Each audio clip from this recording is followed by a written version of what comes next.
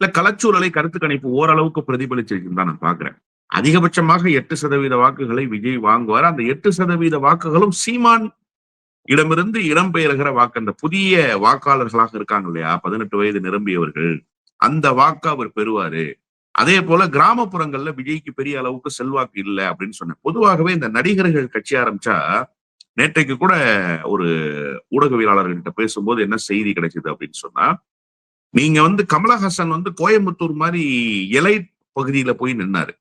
ஒரு பெரிய கட்டமைப்பு இருக்கு இல்ல அப்படிங்கறதெல்லாம் தாண்டி நகர்ப்புறத்துல போய் சேர்றது ரொம்ப எளிதாக போய் சேர்ந்துருவாங்க.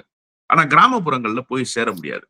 அப்போ நீங்க நகர்ப்புறத்துல நடிகர்களுக்கு இருக்கிற ஆதரவு கிராமப்புறத்துல இருக்காதுன்னு தான் புரிஞ்சுக்கணும். இப்ப கூட இன்னைக்கு இந்த கருத்து கணிப்புல என்ன சொல்றாங்கன்னா, கிராமப்புறங்கள்ல விஜய் கட்சி குறித்த எந்த விதமான செய்தியும் பேசு பொருள் ஆகல அப்படின்னு சொல்றாங்க. இதுதான் யதார்த்தமான உண்மை. அதிகபட்சமாக 8% வாக்குகளை அவர் வாங்க போறாரு. அவருக்கு பெரிய ரோலே இந்த எலெக்ஷன்ல இருக்காது. இந்த எலெக்ஷன்ல ரோலே என்டிஏ அலையன்ஸுக்கும் திமுக தலைமையிலான அணிக்குமாகத்தான் இருக்க போகுதுங்கிறது தான் பிரதானமான செய்தி. ரொம்ப தெளிவாக கள யதார்த்தத்தை சொல்லியிருக்காங்க. ஆனா விஜய் கேண்டிடேட் போடுற நிலைமைக்கு வந்துட்டாரு இல்லையா, அவர் தேர்தல் வேலையை தொடங்கிட்டாருல்ல, இதை நீங்க எப்படி பாக்குறீங்க அப்படின்னா, அவர் தேர்தல் வேலையை துவங்கித்தான் ஆகணும். களத்துக்கு வந்துட்டாரு சார்.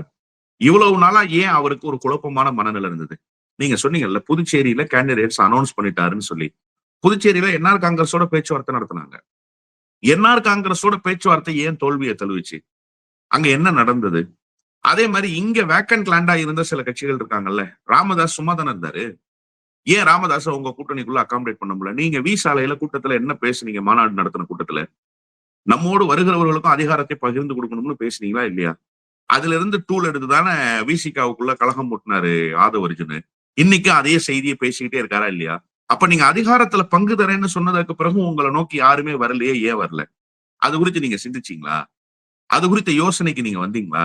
அப்புறம் ஏன் திடீர்னு ஒரு நாள் சிபிஐ கோர்ட்டுக்கு போறதுக்கு ஒரு நாள் முன்னாடி மாவட்ட செயலாளர்கள் ஆலோசனை கூட்டத்தை இணைய வழியாக நடத்தி கூட்டணி போலாமான்னு வேணாமான்னு கேட்டீங்க? நீங்க ஒரு கருத்தை கேட்க கூடாது. கேட்டுட்டா ஏகோபித்த கருத்துக்கு ஏற்ப முடிவெடுக்கணும். அதான சார் ஜனநாயக மாண்பு. கிட்டத்தட்ட 113 118 சொல்றாங்க மாவட்ட செயலாளர்களுடைய எண்ணிக்கை, எனக்கு சரியா தெரியல. அதுல 86 பேர் கூட்டணிக்கு போவோம்னு சொன்னாங்க. அறுதி பெரும்பான்மை கூட்டணிக்கு போவோன்றது தானே. ஏன் கூட்டணிக்கு போகல? அப்ப எந்த இடத்துல நீங்க தடுமாறுனீங்க? ஏன் கூட்டணிக்கு போக முடியாம போச்சு? அது குறித்த நிலைப்பாடு என்ன? அதுல எங்க பிரச்சனை எழுந்தது? அது குறித்து நீங்க ஆய்வு பண்ணீங்களா? சரி. நீங்க வேட்பு மனு தாக்கல் செய்யறதுக்கு முன்பாக விருப்ப மனுன்னு ஒண்ணு, அந்த கான்செப்டுக்குள்ள வந்தீங்க. நீங்க சொன்னீங்க 10,000 பேர் ஒரே நாள்ல வாங்கிட்டு போயிட்டாங்க. விருப்ப மனுக்கு அப்ளிகேஷன் தான் வாங்கிட்டு போனாங்க. விருப்ப மனு திருப்பி கொண்டு வந்து கொடுத்தவங்க எத்தனை பேரு? அது ஏன் நீங்க இது வரைக்கும் வெளிப்படுத்தல? விருப்ப மனு கொடுத்தவர்களினுடைய செய்தி எங்காவது ஊடகங்கள்ல வந்திருக்கா? நீங்க பாத்தீங்களா? இப்ப திமுக அலுவலகம் அண்ணா அறிவாலயத்துல படையெடுத்து வந்தாங்க சார். லட்சக்கணக்கான பேர் வந்திருக்காங்க. அண்ணா அதிமுகவினுடைய அலுவலகத்துக்குள்ள, அண்ணா திமுகவினுடைய அலுவலகத்துக்குள்ள ஆயிரக்கணக்கான பேர் வந்தாங்க. பெரிய எழுச்சி இல்லைனாலும் வந்து போறாங்க அந்த கட்சி அலுவலகத்துக்கு விருப்ப மனு கொடுக்கறதுக்கு. உங்க கட்சி அலுவலகத்துக்கு விருப்ப மனு கொடுக்குறவங்க எப்ப வந்து போனாங்க? எப்படி வந்து போனாங்க? அந்த கூட்டம் எப்படி இருந்துச்சு? ஏன் நீங்க இது வரைக்கும் வெளியிடுத? எத்தனை பேர் விருப்ப மனு கொண்டு வந்து கொடுத்தாங்க வாங்கிட்டு போனவங்க? அது பத்தின செய்தியே இல்ல. தொகுதிக்கு 5 கோடி ரூபாய் செலவு பண்ண முடியுமான்னு நீங்க கேட்டோம்னா பாதி பேர் ஜூட் அடிச்சு ஓடிட்டாங்க. பாதி பேர் நான் தேர்தலில் நிக்கலன்னு சொல்லிட்டு போயிட்டாங்க. கேண்டிடேட் இல்லாம தடுமாட்டீங்க. இப்ப பாண்டிச்சேரியில கூட அதிமுக பாஜகவுல இருந்து வந்த கேண்டிடேட்ஸ் தான் போட்டிருக்கீங்க நீங்க. உங்க கட்சியில உழைச்சவங்களை போட்டிருக்கீங்களா? உங்க கட்சியில இருக்கிறவங்களை நீங்க போட்டிருக்கீங்களா? ஏன் இல்ல? அப்போ உங்கள்ட்ட கேண்டிடேட் இல்லைன்னு தான் அர்த்தம்.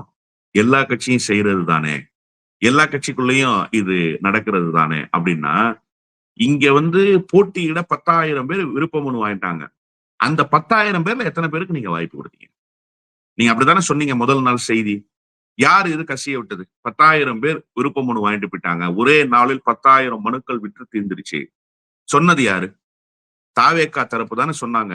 அந்த 10,000 பேர்ல எத்தனை பேர் வந்தீங்கிறது கேள்வி. இன்னொன்னு, அடையாள அரசியல் ரொம்ப முக்கியம் சார். ஒரு பெரிய இமேஜ், ஒரு பெரிய பணக்காரர், அரசியலில் பெரிய செல்வாக்கு பெற்றவர், அவர் ஒரு கட்சிக்கு வந்தா சீட்டு வாங்குறதுங்கிறது யதார்த்தமான நடவடிக்கை தான். அதுல ஒன்னும் விமர்சிப்பதற்கு ஒன்றும் இல்லை. ஆனா உங்க கட்சியில நிக்க தயாராக இல்லைன்னு ஒரு சூழல் வந்துச்சுல்ல, அதை எப்படி நீங்க எதிர்கொண்டீங்க? இப்ப திமுகவுல அப்படி சூழல் இருக்கா? அதிமுகவுல நான் நிக்க மாட்டேன்னு சொல்றாங்களா? இப்ப இந்த என்டிஏ அலைன்ஸ்குள்ள சிக்கல் வந்தோம்னா பல பேர் ஜெயிக்க முடியாதுன்னு நிக்க மாட்டேன்றாங்க. ஆனா அதிமுகவுக்குள்ள அப்படி ஒரு குரல் நான் நிக்க மாட்டோம் அப்படின்னு சொல்லிடுறாங்களா? கேண்டிடேட்ஸ் கிடைக்காம போதா? உங்களுக்கு என்ன நிலைமை? நிக்க மாட்டேன்னு சொல்லிட்டு போன செய்தி உண்டா இல்லையா? மாவட்ட செயலாளர்களே பல பேர் நிக்கலன்னு சொல்லிட்டு போயிட்டாங்களா இல்லையா? சொன்னாங்களா இல்லையா சார்? அதை நீங்க எப்படி எதிர்கொள்றீங்க? ஏன் இந்த நிலைமை வந்துச்சு கட்சிக்குள்ள? கட்சியில இருந்த எழுச்சி குறைஞ்சதுக்கு யார் சார் காரணம்? கட்சி எடுபடாம போனதுக்கு யார் காரணம்? கட்சியினுடைய நடவடிக்கைகள் நாளுக்கு நாள் நலிவடைந்ததுக்கு யார் காரணம்? இப்ப கூட விஜய் தேர்தல் பணியை துவங்கிட்டாரா? நேர்காணல் நடத்துனீங்களா? நேர்காணல்ல விஜய் வந்து உட்கார்ந்தாரா? என்ன கேள்வி கேட்டீங்க? என்ன சார் பேசுனீங்க? தேர்தலுக்கு என்ன சார் நீங்க தயார்படுத்துனீங்க? எதுவுமே இல்ல. சிபிஐ கோர்ட்டுக்கு போனீங்க, போயிட்டு வந்தீங்க, சிரித்த முகத்தோடு வந்தீங்கங்கிற அந்த செய்தி மட்டும்தான். அதன் பிறகு இப்போது வரைக்கும் செய்தி இல்ல, அறிவிப்புகள் வந்துகிட்டே இருக்கு. எலெக்ஷனும் அறிவிப்பாவே முடிஞ்சிருமா சார்? கேம்பெயின் இல்லையா? கேண்டிடேட் இன்ட்ரோடக்ஷன் இல்லையா? வேட்பாளர்கள் அறிமுகம் இல்லையா? இதே மாதிரி அறிவிப்போடய முடிஞ்சிருமா? அப்ப வெறும் அறிவிப்பு தானா தேர்தல்? நீங்க மக்களிடத்துல வரவே மாட்டீங்களா? இந்த கேள்வி எல்லாம் இருக்குல்ல விஜய் கிட்ட. அப்ப இதுக்கு விஜய் பதில் சொல்வாரா?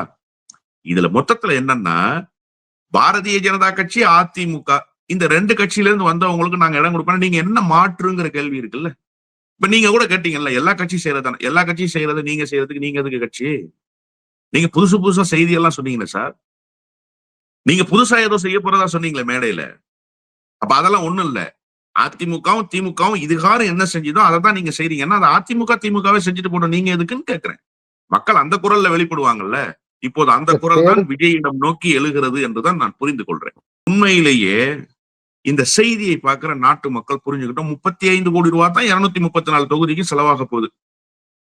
அந்த 34 கோடி விஜய் இந்த சொத்தை வித்து தான் கொடுக்க போறாரு இல்லையா? அப்படித்தானே கணக்கு. இது நாட்டு மக்கள் நம்புறபடி இருக்கா சார்? தேர்தலுக்கான அடிப்படை செலவுகளுக்கு இந்த 34 கோடி பயன்படுமா? என்ன மாதிரியான அரசியலுக்குள்ள வர்றாரு விஜய்னு எனக்கு புரியவே இல்லை. நீங்க நாட்டு மக்களை ஏமாத்துறீங்களா? இன்னைக்கு நாட்டு மக்களினுடைய மனநிலை எப்படி இருக்குன்னு கேட்டா, சீட்டு வாங்கிட்டு வர்றவங்க யாருங்கிறத பாக்குறாங்க. எந்த கட்சி எவ்வளவு செலவழிக்க போகுதுன்றத பாக்குறாங்க. எந்த கட்சி களத்துல என்ன வேலை செய்யுதுன்றத பாக்குறாங்க. இதெல்லாம் தெரியும் சார் நாட்டு மக்களுக்கு. அவங்களுக்கு ஓட்டு போடுறதுக்கு ஒரு மனநிலை இருக்கும். அதை தாண்டி பணம் கொடுக்கறத வாங்குறது ஒரு மனநிலை இருக்கு. அப்ப இதெல்லாம் பார்க்க மாட்டாங்களா? ஓட்டுக்கு ஒரு பக்கம் 500 ரூபாயும் 1000 ரூபாயும் கொடுத்துக்கிட்டு இருக்காங்க. இவங்க 34 கோடி இந்த சொத்தை வித்து தான் தேர்தல்ல செலவு பண்ண போறாங்கன்னா யாரை ஏமாத்துற வேலை? இது நாட்டு மக்களை முட்டாளாக்குற வேலை இல்லையா? அதுவும் தமிழ்நாட்டு வாக்காளர்கள் அவ்வளவு பைத்தியக்காரர்களாக விஜய் நினைச்சிட்டாரு. இதெல்லாம் ஒரு ஐவாஷ், கண் துடைப்பு. நாங்க மதிமுகவுல பணியாற்றும் போது வைகோ இதைதான் சார் சொல்லிட்டு வந்தாரு. வைகோ இப்படிதான் செஞ்சாரு. நான் வந்து சொத்து கணக்கை காட்டிட்டு அரசியலுக்கு வர்றேன், என் சொத்தை வித்து தான் அரசியல் பண்றேன்னாரு. அதன் பிறகுதான் அவருடைய சொத்து மதிப்பு என்னன்னு இந்த நாட்டு மக்களுக்கு தெரிய வந்துச்சு. அப்புறம் எவ்வளவு சொத்துக்கள் வாங்கி குவிச்சாருன்னு தெரிய வந்துச்சு. இதெல்லாம் பழைய ட்ரெண்ட் சார். நீங்க மக்கள் புரியாதவங்கன்னு நினைக்காதீங்கன்னு நான் சொல்றேன். மக்களை முட்டாளாக்காதீங்க. அவங்களுக்கு போதுமான விழிப்புணர்வு இந்த அரசியல் குறித்து இருக்கு. எல்லாவற்றையும் கடந்துதான் நிக்கிறாங்க. இங்க பணம் சம்பாதிக்கிறாங்க, பணம் கொள்ளையடிக்கிறாங்க, பணம் புழங்குது, யாருகிட்ட இருந்து பணம் டிரான்ஸ்பர் ஆகுது, அது என்ன மாதிரியான விளைவுகளை களத்துல ஏற்படுத்துது, இது எல்லாம் தமிழ்நாட்டு வாக்காளர்களுக்கு தெரியாதா? தெரியாமலா இருக்காங்க? இதெல்லாம் தெரிந்து கொண்டுதான் சார் இந்த களத்துல மக்கள் நிக்கிறாங்க. இதை தாண்டி ஒரு கட்சி தேவை, ஒரு கட்சி தேவையில்லைன்னு நினைக்கிறாங்க. அதுதான் தமிழ்நாட்டு மக்களினுடைய மனநிலை. அந்த மனநிலையை நீங்க குறைத்து மதிப்பிட்டீங்கன்னா யூ ஆர் த லூசர். இழக்க போவது நீங்கள் தான், மக்கள் அல்ல. நீங்க ஒரு இமேஜை உருவாக்குறீங்க. இது இமேஜ் ஆயிரும்னு நினைக்கிறீங்களா? நீங்க ஒரு ஊடகவியலாளரா? இது வந்து கோமாளித்தனமான நடவடிக்கைன்னு மக்கள் பார்ப்பாங்க. ஏன்னாங்க 34 கோடி ரூபாய்க்கு அண்ணா நகர்ல சொத்து. சரி, ஓகே, நீங்க வித்த சொத்து 34 கோடி தானே? அப்படி வரும். வெறும் 34 கோடிக்கு அண்ணா நகர்ல நீங்க அந்த சொத்தை வித்தீங்க. உங்களுக்கு வங்கியில் வரவு வைக்கப்பட்டது 34 கோடி. கருப்பு பணமாக கைமாறியது எவ்வளவு சொல்லுங்க?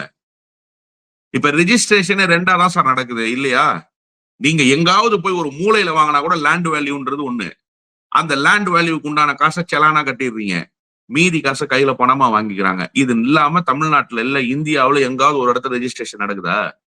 இது கூடவா தமிழ்நாட்டு மக்களுக்கு சார்? எல்லாரும் சொத்து வாங்குறாங்க, எல்லாரும் சொத்து விற்கிறாங்க சார். எல்லாருக்கும் இந்த அடிப்படை புரிதல் இருக்கு சார்.